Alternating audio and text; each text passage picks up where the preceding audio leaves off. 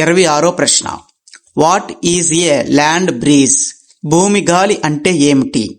సరైన సమాధానం option C, cool air moving from the land to the sea at night. రాత్రి సమయంలోని భూమి నుండి సముద్రం వైపు వేసే గాలులను భూమి గాలి అని చెప్పి పిలుస్తారు. 27వ ప్రశ్న. What does a sea breeze bring? సముద్రపు గాలులు ఏమి తెస్తాయి? సరైన సమాధానం option A, warm air from the sea during the day. పగటి సమయంలోని సముద్రం నుండి వేడి గాలులనేవి రావడం జరుగుతుంది. 28వ ప్రశ్న. Why do people living in coastal areas experience sea breezes? తీర ప్రాంతంలో నివసించే ప్రజలు సముద్రపు గాలులను ఎందుకు అనుభవిస్తారు? సరైన సమాధానం option B, the land heats up and cools down more quickly than the sea. సముద్రం కంటే సముద్రం ఒడ్డునున్న ఇసుక నేలలు ఏవైతే ఉన్నాయో ఇవి అతివేగంగా వేడి ఎక్కితే అదేవిధంగా అతివేగంగా చల్లారుతాయని వారు చెప్పడం జరిగింది. దానివల్ల కారణంగా సముద్రపు తీరానున్న ప్రజలు ఈ యొక్క ఫీలింగ్ అనేది పొందడం జరుగుతుంది. 29వ ప్రశ్న. What causes convection currents in water? నీటిలో ఉష్ణ ప్రసరణ ప్రవాహాలకు కారణం ఏమిటి? సరైన సమాధానం option B, hot water rising and cold water sinking. ఇక్కడ మనం వాటర్ ఎంత ఎక్కువగా మరబెడితే అంత ఎక్కువ వాటరు బయటికి ఆవిరైపోవడం జరుగుతుంది. కనుక ఈ యొక్క ప్రాసెస్ ని hot water rising and cold water sinking అని పిలవడం జరుగుతుంది. 30వ ప్రశ్న. Which of the following is not a method of heat transfer? ఈ క్రింద వాటిలో ఉష్ణ బదిలీ పద్ధతి కానిది ఏది? ఇక్కడ మీరు పిక్చర్ లో చూసినట్టయితే కండిషన్, కన్వెక్షన్, రేడియేషన్ ఈ మూడు కూడా హీట్ ట్రాన్స్ఫర్ కి సంబంధించిన రిలేటెడ్ మెథడ్స్ అని చెప్పొచ్చు. సరైన సమాధానం ఆప్షన్ సి, కంప్రెషన్. కంప్రెషన్ అనేది మన యొక్క హీట్ ట్రాన్స్ఫర్ లో భాగం కాదని ప్రతి ఒక్కరూ గుర్తించాలి. 31వ ప్రశ్న. What is an insulator? Insulator అంటే ఏమిటి? సరైన సమాధానం option B, a material that does not allow heat to pass through easily. ఇక్కడ ఏం చెప్తున్నారంటే ఇన్సులేటర్ ఏవైతే ఉన్నాయో మెటీరియల్స్ అవి కరెంటుని తీసుకోవు, అదే విధంగా అవి కరెంటుని ఒక చోట నుంచి మరో చోటకి ట్రాన్స్ఫర్ అనేవి చేయవని చెప్తున్నారు. 32వ ప్రశ్న. What type of heat transfer is experienced when you feel the heat from a fire without touching it? మీరు దానిని తాకకుండా అగ్ని నుండి వేడిని అనుభవించినప్పుడు ఏ రకమైన ఉష్ణ బదిలీ అనుభూతిని చెందుతుంది? సరైన సమాధానం ఆప్షన్ సి, రేడియేషన్.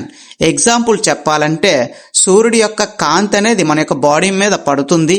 అయితే సూర్యుడిని అయితే మనం టచ్ చేయలేము, కానీ దాని యొక్క ఫీలింగ్ అయితే పొందుతాం. దీన్నే రేడియేషన్ అని చెప్పి చెప్తాం.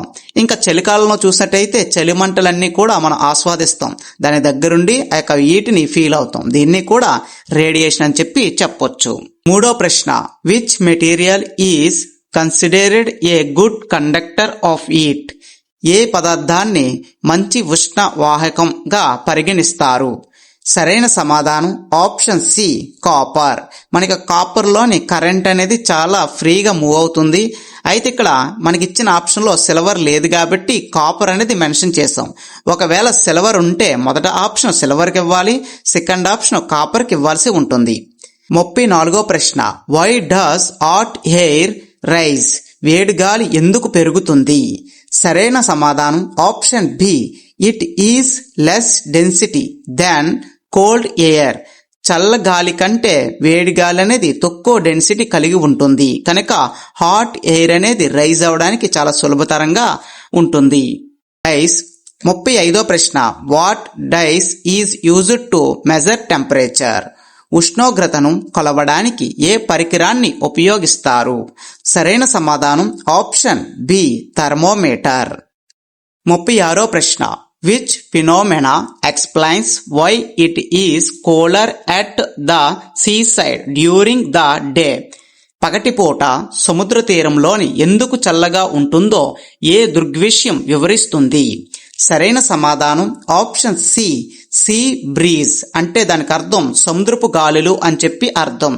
37వ ప్రశ్న. What is advised to wear in summer to keep cool according to the NCERT text book?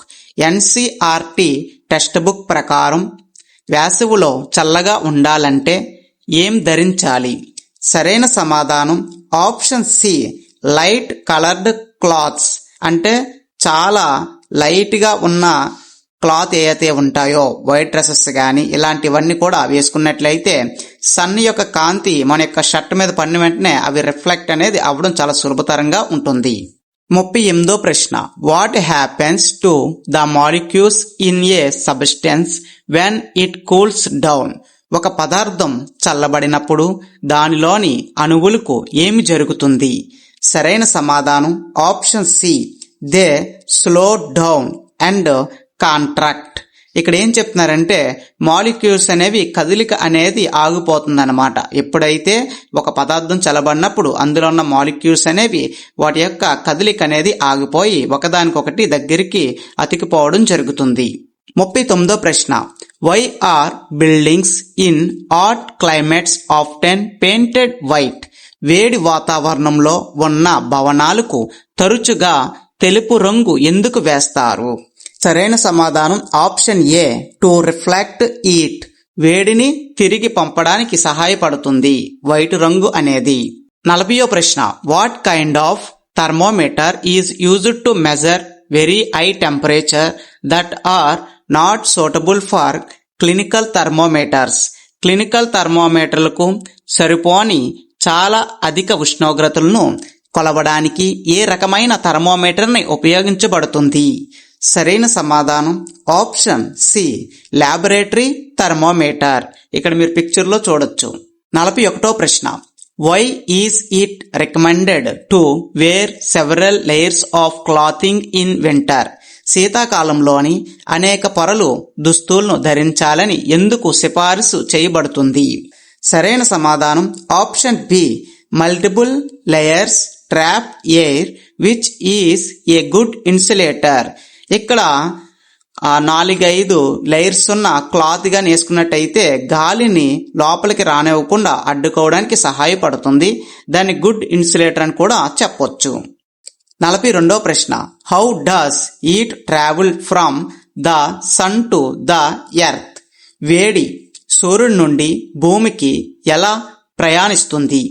సరైన సమాధానం ఆప్షన్ సి, రేడియేషన్. 43వ ప్రశ్న. What should you do before reading a clinical thermometer? Clinical thermometer చదవడానికి ముందు మీరు ఏమి చెయ్యాలి? సరైన సమాధానం option A, shake it down to ensure mercury is at a low level. ఇక 44వ ప్రశ్న. Why are copper bottoms used on stainless steel pans? Stainless steel ప్యాన్లపై రాగి అడుగు భాగాలను ఎందుకు ఉపయోగిస్తారు? సరైన సమాధానం option B, copper is a better conductor of heat. వేడిని తీసుకోవడంలోని కాపర్ చాలా బాగా ఉపయోగపడుతుందని వారు చెప్పడం జరిగింది. 45వ ప్రశ్న. Which of the following is true about radiation? Radiation గురించి ఈ క్రింద వాటిలోని ఏది నిజం? సరైన సమాధానం option B, it can occur in a vacuum. ఇది శూన్యంలో కూడా సంభవించవచ్చు అని అర్థమని చెప్పొచ్చు. ఎందుకంటే ఇది శూన్యంలో కూడా ఈ యొక్క రేడియేషన్ అనేది చాలా ఫ్రీగా రావడం జరుగుతుంది. 46వ ప్రశ్న. What effect does the colour of clothing have in terms of heat absorption? వేడి శోషణ పరంగా దుస్తుల రంగు ఎటువంటి ప్రభావాన్ని చూపుతుంది? సరైన సమాధానం option B, dark colours absorb more heat. ఇక్కడ మనం చూసినట్టయితే లైట్ కలర్స్ కంటే డార్క్ కలర్ దుస్తులు ఏవైతే ఉన్నాయో ఇవి ఎక్కువ వేడిని గ్రహించుకోగలుగుతుంది. 47వ ప్రశ్న. Why does mercury in a thermometer rise or fall?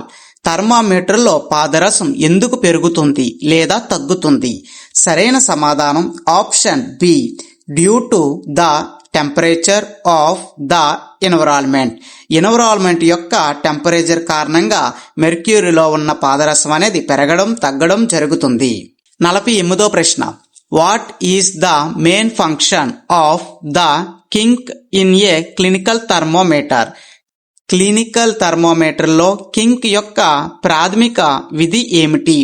సరైన సమాధానం option B, to prevent mercury from falling back too quickly. ఇక్కడ మనం చూసినట్టయితే పై భాగాన్ని ఇక్కడ చూడండి, థర్మోమీటర్ యొక్క పై భాగాన్ని చూసినట్టయితే ఈ యొక్క వంపు ఏదైతే ఉందో చిన్నగా దాన్ని కింక్ అని చెప్పి అంటారు. అయితే దాని కారణంగా మనకి థర్మోమీటర్లో పెరిగిన మెర్క్యూరీ ఏదైతే ఉందో అది కిందకి వెళ్లకుండా ఇది సహాయపడుతుంది. 49వ ప్రశ్న. Which of the following materials is a good insulator? దిగువ పేర్కొన్న పదార్థాల్లో ఏది మంచి ఇన్సులేటర్? సరైన సమాధానం ఆప్షన్ సి, ప్లాస్టిక్. ప్లాస్టిక్ గుంట కరెంట్ అనేది పాస్ అవ్వదు కనుక plastic is a good insulator అని చెప్పొచ్చు. 50వ ప్రశ్న. Why is convection not possible in solids? ఘన పదార్థాల్లోని ఉష్ణ ప్రసరణ ఎందుకు సాధ్యం కాదు? సరైన సమాధానం option A, molecules are tightly packed and cannot move freely. ఇక్కడ ఏం చెప్తున్నారంటే మనకి ఫ్రీగా ఉన్న వాటర్ ఏదైతే ఉందో వాటర్ లిక్విడ్ రూపంలో ఉన్నప్పుడు ఎటువంటి సమస్య ఉండదు, అందులోని మాలిక్యూల్స్ అనేవి చాలా ఫ్రీగా మూవ్ అవుతాయి. అయితే గ్యాస్లోని ఇంకా అతివేగంగా మూవ్ అవుతాయి. అతివేగంగా మూవ్ అవుతున్నాయి కాబట్టి గ్యాస్ ఎప్పుడు కూడా అది నేల మీద ఎక్కడ ఉంటుంది, గాలిలోని ఎక్కువగా కలిసిపోవడం జరుగుతుంది. అయితే ఇక్కడ సాలిడ్లోని ఎటువంటి మాలిక్యూల్స్ అనేది కదలిక అనేది ఉండదు, ఎందుకంటే వాటర్ ఐస్ గడ్డ రూపంలో ఉంటుంది, అది ఫ్రీగా అయితే ఉండదు కాబట్టి బిగిసిపోయి ఉంటుంది కనుక అక్కడ మాలిక్యూల్స్ కదలిక అనేది ఉండదు. కనుక దీన్ని convection not possible in solids అని అనడం జరిగింది. ఇక్కడతో మన యొక్క క్లాస్ పార్ట్ 2 అనేది కంప్లీట్ అయ్యింది. హీట్కి సంబంధించి ఫర్దర్ క్లాస్ అనేది నెక్స్ట్ వీడియోలో చూద్దాం.